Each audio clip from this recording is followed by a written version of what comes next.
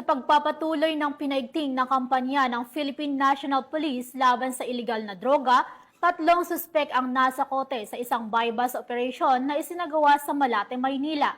Yan ang tinutukan ni Police Corporal Abigail Rojas.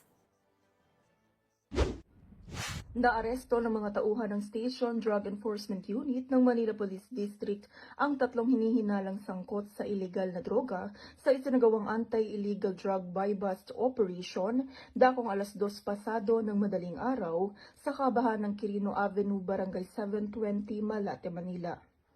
Kinilala ang mga nahuling suspect na sina alias Getget, 29 na anyos, alias Popoy, 45 anyos at alias Mojako, 27 anyos na pawang mga taga Maynila. Nasamsam mula sa mga suspect ang 4 na pakete ng hinihinalang shabu na may tinatayang timbang na 12 gramo at may malaking halaga. Kasama din sa nasabat ang mga perang ginamit na buy-bust money.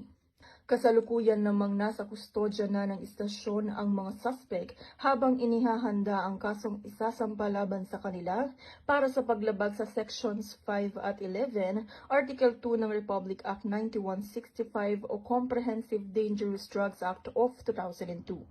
Ang nasabing operasyon ay bahagi ng patuloy na kampanya ng Manila Police District laban sa iligal na droga sa lungsod.